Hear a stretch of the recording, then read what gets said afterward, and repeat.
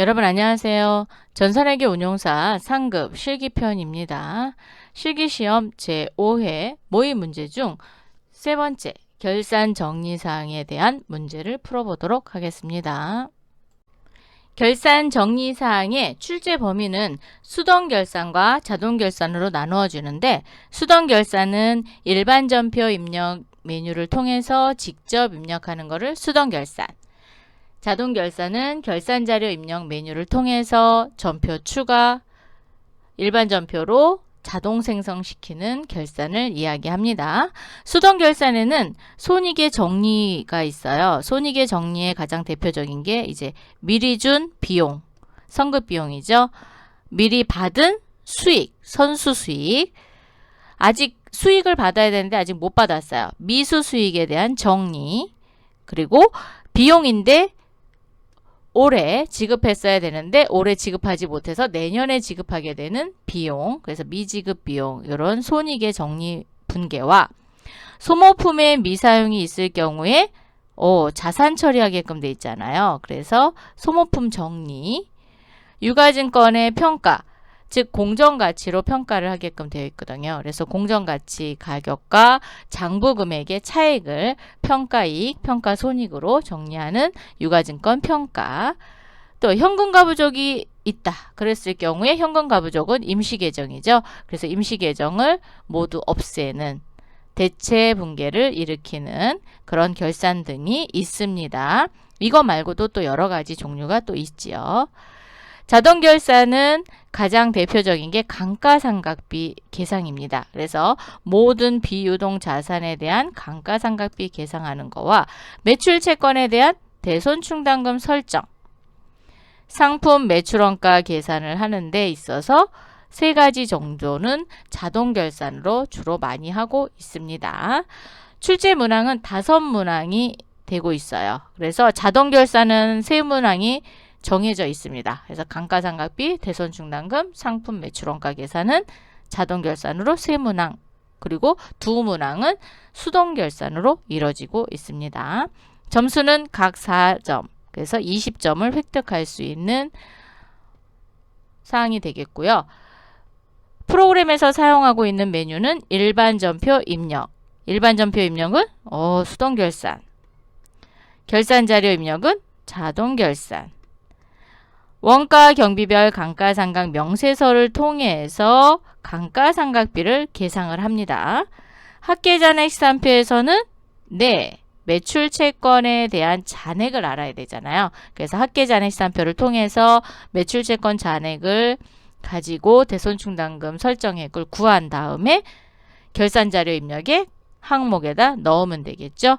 재고자산 수불부와 재고자산 평가 명세서는 상품 원가를 계산할 때 기말 상품 재고액을 구하는 메뉴가 되겠습니다.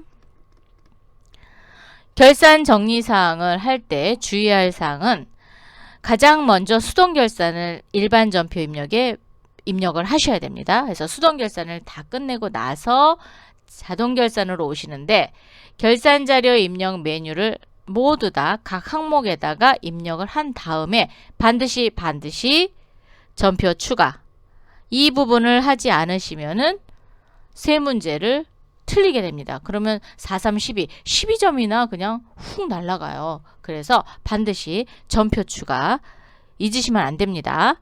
클릭해서 자동 전표를 생성시킨 후 일반 전표 입력 메뉴에 오셔서 12월 31일자로 전표를 조회해서 확인을 합니다. 그러면 상품 매출원가가 제대로 들어왔는지, 감가상각비가 제대로 들어왔는지, 대손상각비가 제대로 들어왔는지를 확인하시면 결산 정리사항은 OK가 되는 겁니다. 그럼 문제 풀어보도록 하겠습니다. 문제 3. 다음 기말 12월 31일 결산 정리사항을 회계 처리하고 마감하시오. 네. 자, 12월 31일 날 이제 전표를 끊을 건데, 수동결산인지 자동결산인지를 먼저 나눠 놓고 하도록 하겠습니다. 첫 번째 문항은 매출채권 잔액에 대하여 1% 대손충당금을 설정하다. 예, 자동결산이죠. 모든 비유동 자산에 대한 감가상각비를 계상하다. 자동결산. 임차료 선급한 미경과 200만 원을 계상하다. 경과되지 않은 부분에 대해서 선급비용, 대변에 임차료 이렇게 분개할 건데 얘는 수동결산해야 돼요. 그래서 일반 전표 입력에 입력하도록 하겠습니다. 12월 31일 현재 보유 중인 당기손익 공정가치 측정 금융자산의 공정가치는 170만 원이다 그랬어요. 그러면 그렇죠. 합계잔액 시산표를 열어서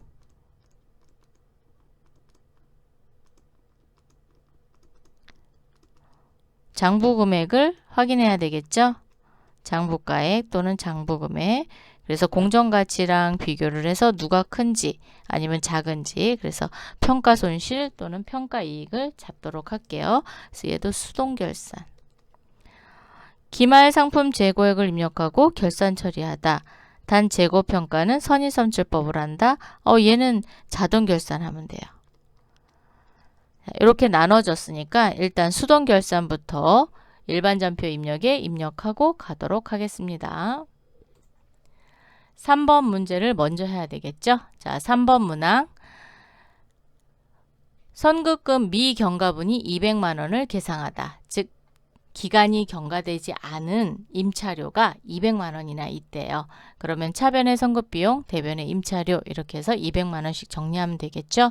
그래서 일반 전표 입력 12월 31일 차변의 선급비용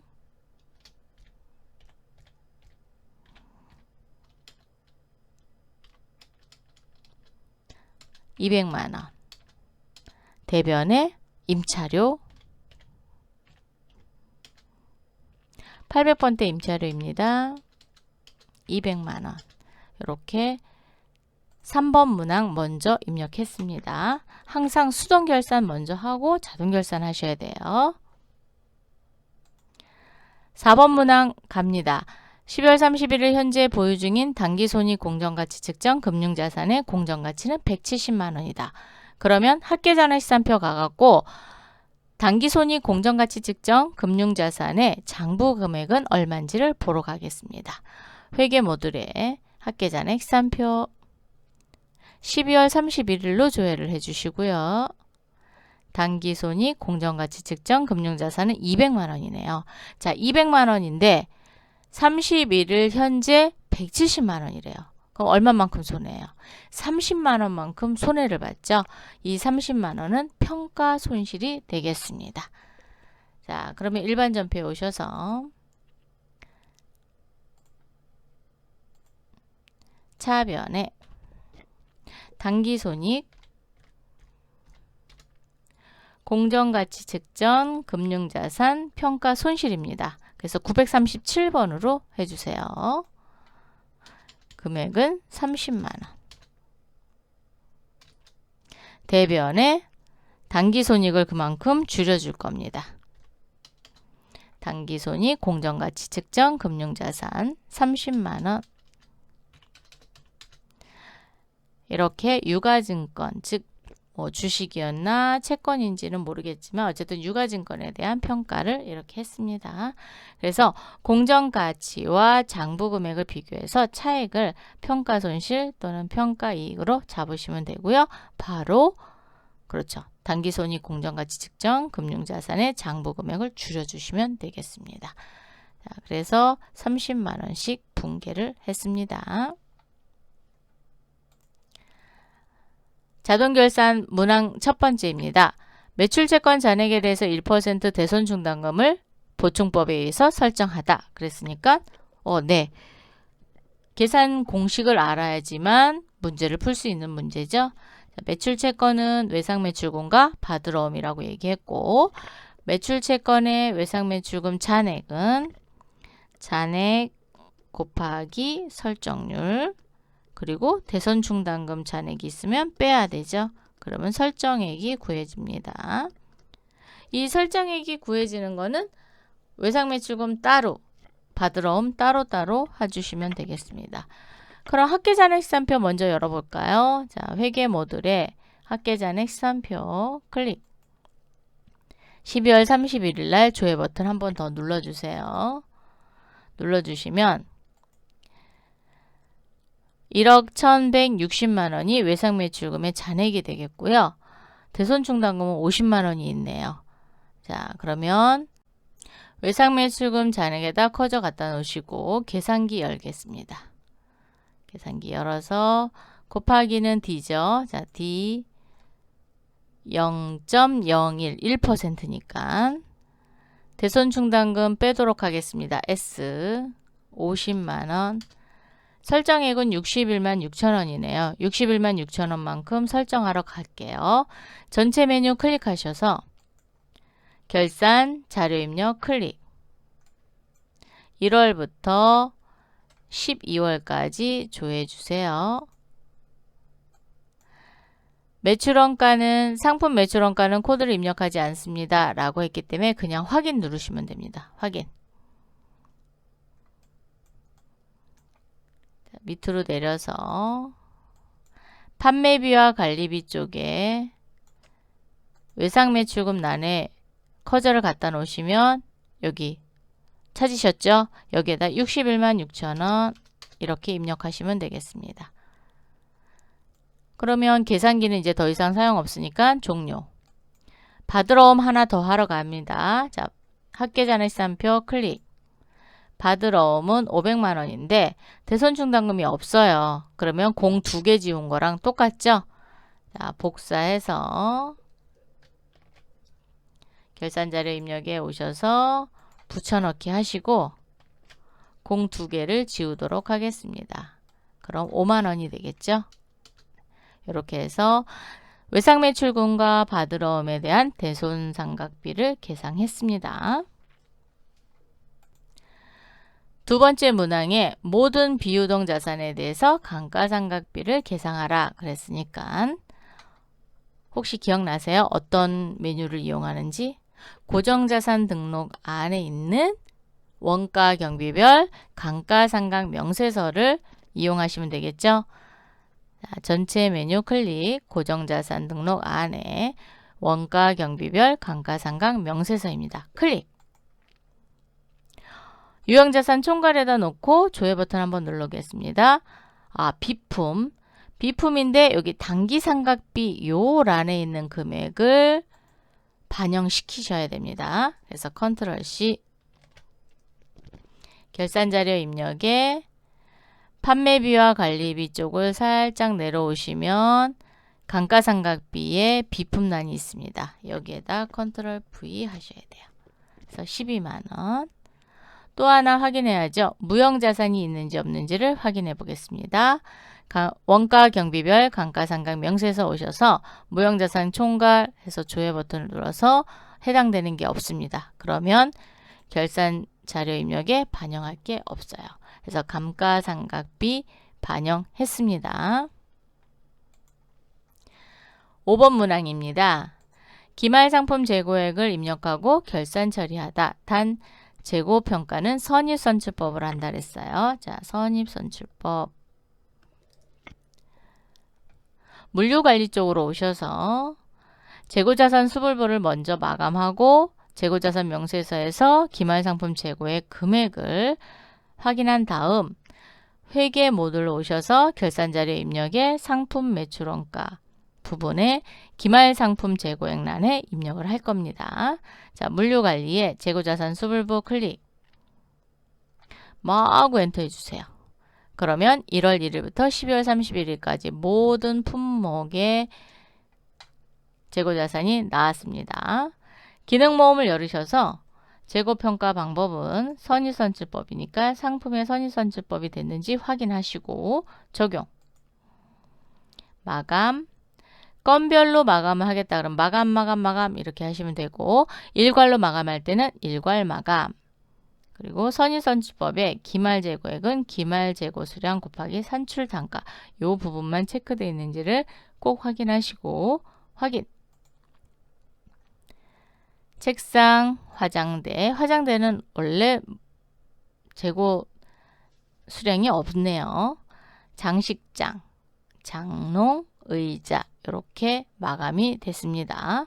물류관리에 재고자산 명세서 클릭.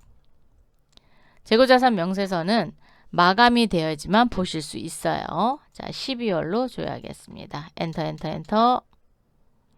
상품의 자산별 합계를 보니까 1억 1,205만 원이 기말 상품 재고액이 되겠습니다. 자, 컨트롤 C. 결산자료 입력에 위로 올리시면 상품 매출 원가에 기말 상품 재고액란이 있습니다. 여기에다 컨트롤 V 하겠습니다. 그럼 1억 1,205만 원이 들어왔어요. 상품 매출 원가는 1,745만 원이 되겠습니다. 여기서 끝나는 게 아니죠. 항상 결산을 하고 나서, 즉 자동 결산을 입력하고 전표 추가를 꼭 하셔요. 자, 전표 추가. 예. 확인. 회계 모듈에 일반 전표 입력 12월 31일로 조회를 해보시면 상품 매출 원가가 1,745만 원, 감가상각비 12만원, 대손상각비, 외상매출공과 받으러옴 해서 66만 6천원 이렇게 자동 붕괴가 생성된 것까지 확인하시면 되겠습니다. 이렇게 해서 이번 시간에는 제5회 모의 문제 중 세 번째 결산 정리사항 5문항을 모두 풀어봤습니다. 다음 시간에 또 만나요. 감사합니다.